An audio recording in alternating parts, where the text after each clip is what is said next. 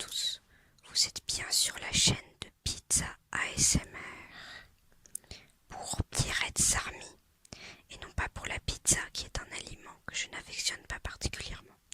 Je changerai peut-être de pseudonyme si le cœur m'en dit. Aujourd'hui on se retrouve pour une lecture d'une œuvre de Ace Flamme 4M présent sur Wattpad.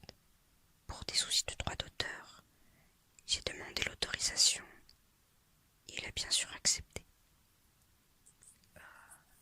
Mais pour d'autres soucis de droit d'auteur, étant donné que c'est une fanfiction, je vais changer les noms des personnages pour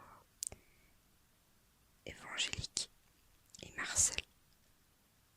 Donc voilà, je m'apprête à lire La Charpente, chapitre 1, le devis. Il était 5 heures du matin quand le réveil de Évangélique sonna. Elle eut un mal de chien à se lever, comme si le sommeil ne voulait pas la quitter. Plongée dans ses rêves, le bruit continuel de la radio ne changeait rien. Vers 5h30, elle décida enfin d'arrêter le réveil. Réveillée, Évangélique était à la fois fatiguée et énervée, car oui, son alarme habituelle de 7 heures avait été modifiée. Pourquoi se demandait-elle à haute voix. Était-ce encore un coup de ses colocataires amateurs de blagues, ou bien le simple fruit du hasard? Après ce drôle de changement, elle décida de se rendormir pour essayer de trouver le semblant d'un rêve dont on l'avait tiré de si beau matin.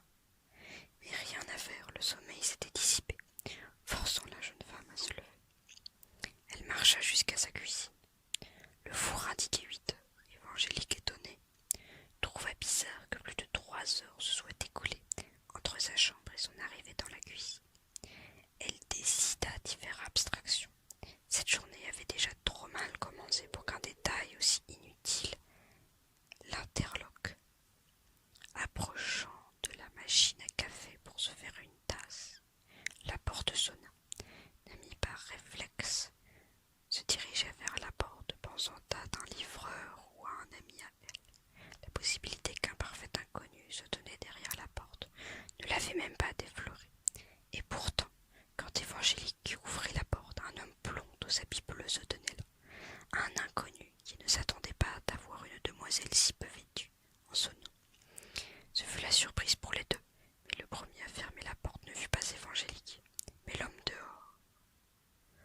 « Changez-vous et revenez m'ouvrir, j'attendrai dehors, dit-il. »« T'es qui d'abord » reprit Évangélique en ouvrant violemment la porte. Elle le fixa, attendant une réponse, mais elle remarqua que l'homme était tout rouge et la gêne sur son visage rendait Angélique un tantinet plus souriante.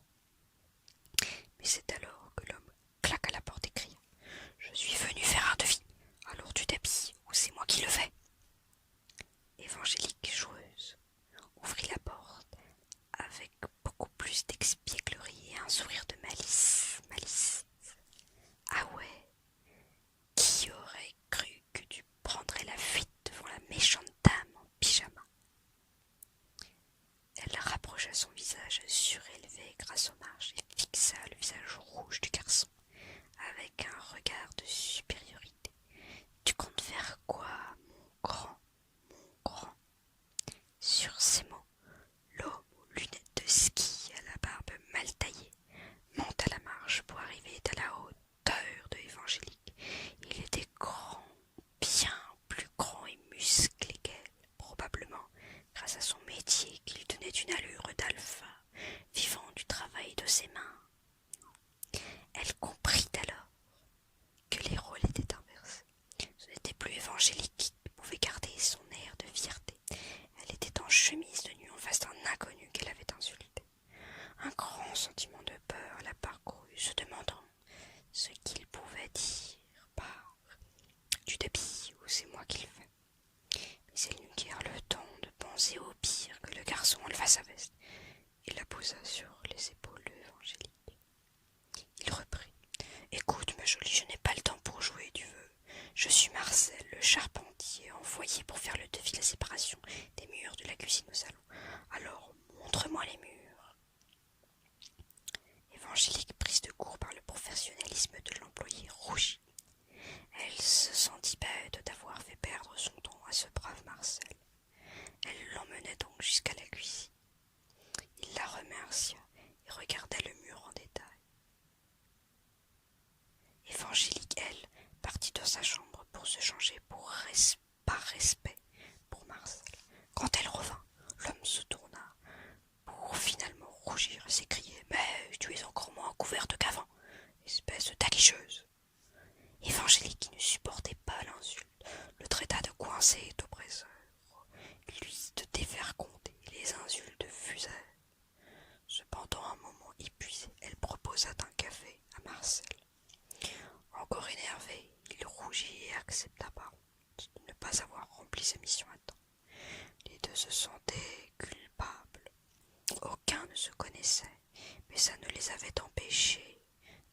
racontaient des insanités plus grosses et blessantes les unes que les autres.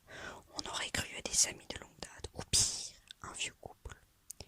En attendant que le café soit prêt, un grand silence résonnait dans la pièce. « Tu ne dois pas souvent aller à la piscine municipale ?» questionna Évangélique avec l'intention de relancer la conversation. « Oh, détrompe-toi, je suis plutôt bon nageur !» rétorqua-t-il avec un ton agressif. Ah, je l'ai mal fait celui-là. À croire qu'il ne connaît que ça. Ah oui, et tu jettes tes serviettes sur toutes les filles en maillot de bain. Les deux légèrement gênés se mirent à sourire. Non, seulement les plus ravissantes, répondit-il avec assurance. Je comprends mieux, reprit Évangélique avec un sourire. Après ce petit interlude, Évangélique servit une tasse de café à son invité, qui se remit à la tâche. Après 1 heure, Marcel eut terminé. Il salua Évangélique, puis sortit de l'appartement. Elle le raccompagna à la porte, et il attendit quelques instants. On aurait dit qu'il voulait dire ou lui demander quelque chose, mais les mots lui manquaient.